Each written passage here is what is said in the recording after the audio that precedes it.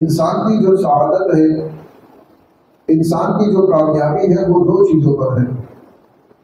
Number ایک کہ ایمان والے کا نظریہ ٹھیک ہونا چاہیے، فکر اچھی ہونی چاہیے۔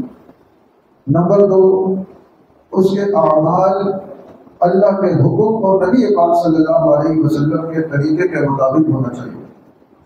اور ان دونوں چیزوں کا ذکر اس آیت میں رب کریم نے ذکر فرمایا۔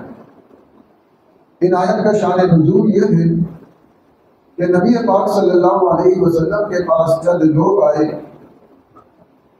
آپ نے جب انہیں دیکھا وہ ایمان والے تھے، اسلام قبول کرنے والے تھے، مگر غربت کے مارے ان کا یہ حال تھا کہ ان کے پاؤں میں چپل نہیں تھے، بدن پر ان کے مکمل لباس نہیں تھا۔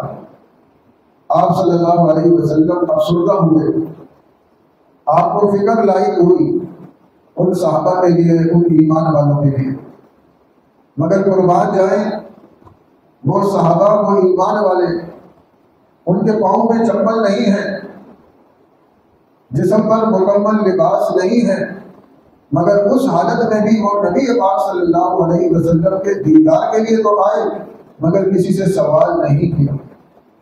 آپ صلی اللہ علیہ وسلم نے حضرت بلال سے کہا کہ اذان دیں۔ حضرت بلال رضی اللہ تعالیٰ عنہ نے اذان دی، آپ نے نماز پڑھائی اور صحابہ سے خطبہ عرض کیا، اور اسی خطبے میں آپ نے یہ آیت تلاوت کی کہ یا ایھا الذین آمنوا، اے ایمان والو، اتقوا اللہ، اللہ سے ڈرو، وَلْتَنظُرْ نَفْسٌ مَا قَدَّمَتْ لِغَدٍ، اور ہر شخص یہ دیکھے کہ اس نے اپنے آنے والے کل کے لیے کیا بھیجا ہے اللہ کے ہاں۔ جب آپ صلی اللہ علیہ وسلم نے اس آیت کی تلاوت فرمائی تو صحابہ سمجھ گئے، اور صحابہ گئے، جس کے گھر میں جو پڑا ہوا تھا وہ لے کر آ گئے۔ ایک صحابی رسول نے ابتدا کی اس بات کی، وہ گئے اور ڈھیر سا سامان لا کر جناب محمد رسول اللہ صلی اللہ علیہ وسلم کے ہاں پیش کر دیا۔ جب باقی صحابہ نے دیکھا تو وہ بھی دوڑ پڑے، جس کے بس میں جو تھا وہ لا کر مسجد نبوی میں رکھ دیا۔ آپ صلی اللہ علیہ وسلم خوش ہوئے، اور آپ نے اس پہلے صحابی سے فرمایا کہ جب بھی کوئی انسان کسی نیک کام کی ابتدا کرتا ہے اور اس کے بعد باقی اس کے راستے پہ چل پڑتے ہیں، تو قیامت تک جتنے لوگ وہ عمل کریں گے ان کو بھی ثواب ملے گا، اور اس کے برابر اس شخص کو نہیں ملے گا جس نے ابتدا کی۔ اور اسی موقع پہ آپ نے فرمایا کہ اسی طرح انسان کو بچنا چاہیے کسی برے عمل کی ابتدا کرنے سے، کسی غلط کام کی ابتدا کرنے سے، اس لیے کہ جب کوئی شخص کسی برے کام کی ابتدا کرتا ہے تو اس کو تو وبال ہے، اس کو تو عذاب ملے گا، مگر قیامت تک جو بھی وہ برا عمل کرے گا اس کو بھی ساتھ میں سزا ملے گی۔ تو آپ صلی اللہ علیہ وسلم نے صحابہ کے سامنے یہ بات رکھی اور آپ خوش ہوئے۔ اس موقع پر یہ آیت نازل ہوئی، آپ نے فرمایا یا ایھا الذین آمنوا، اے ایمان والو، اتقوا اللہ، اللہ سے ڈرو، اللہ کو یاد رکھو، اللہ کو اپنے پاس پاؤ، اللہ آپ کے دماغ میں، ذہن میں، دل میں ہونا چاہیے۔ جب اللہ ہمارے دل میں آ جائے گا تو پھر ہمیں فکر ہوگی۔ وَلْتَنظُرْ نَفْسٌ مَا قَدَّمَتْ لِغَدٍ، جب ہمارا نظریہ صحیح ہو جائے گا تو ہمارے عمل بھی صحیح ہوگا۔ عمل کی طرف اشارہ فرمایا کہ ہر شخص یہ دیکھے کہ اس نے آنے والے کل کے لیے کیا بھیجا ہے۔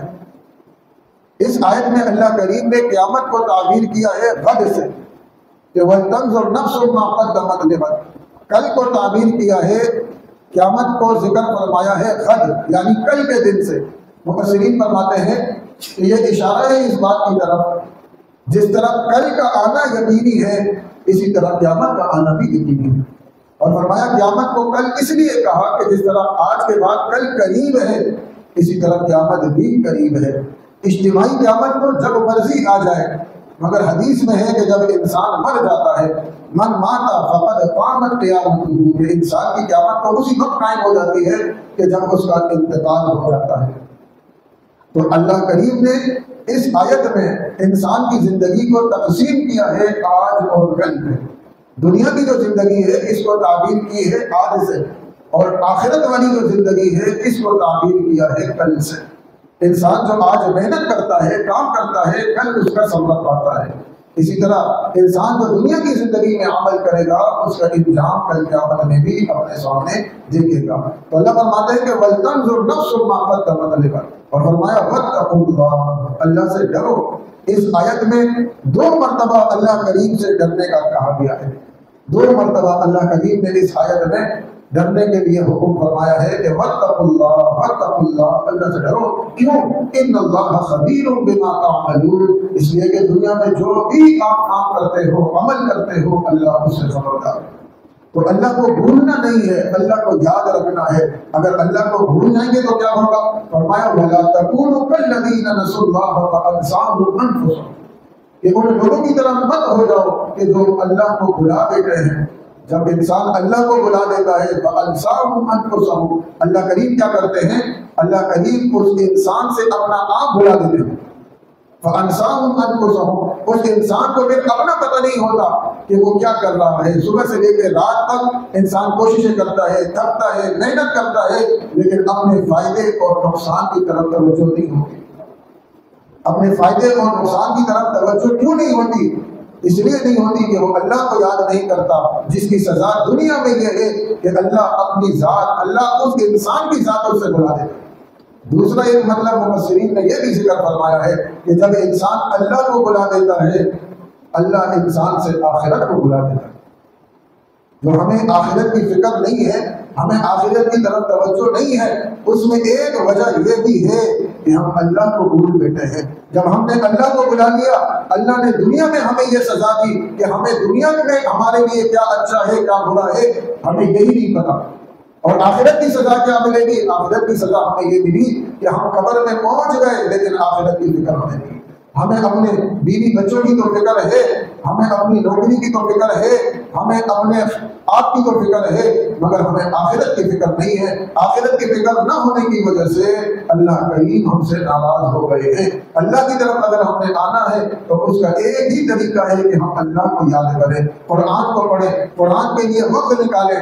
یہ رمضان کا مہینہ ہے، یہ قرآن کا مہینہ ہے۔ اللہ کریم نے انہی آیات میں یہ فرمایا کہ قرآن سے جو انسان کو شعور ملتا ہے، قرآن سے انسان کو جو شعور ملتا ہے، اگر یہ قرآن پہاڑوں پہ نازل ہو جاتا اور پہاڑوں کو اس کے شعور کا اندازہ ہو جاتا تو وہ لیزا لیزا ہو جاتا۔ مگر یہ انسان تجھے کیا ہو گیا ہے؟ تو قرآن پڑھتا بھی ہے، سمجھتا بھی ہے، اور اپنے 6 فٹ بدن پہ قابو نہیں کر سکتا۔ تو اللہ کریم فرماتے ہیں کہ اے ایمان والو، اللہ سے ڈرو اور آنے والی کل کی فکر کرو، اس لیے کہ اللہ کریم خبردار ہے، جو کچھ تم کرتے ہو اللہ اس کو جانتا ہے۔ اللہ کریم ہم سب کو عمل کرنے کی توفیق عطا فرمائے۔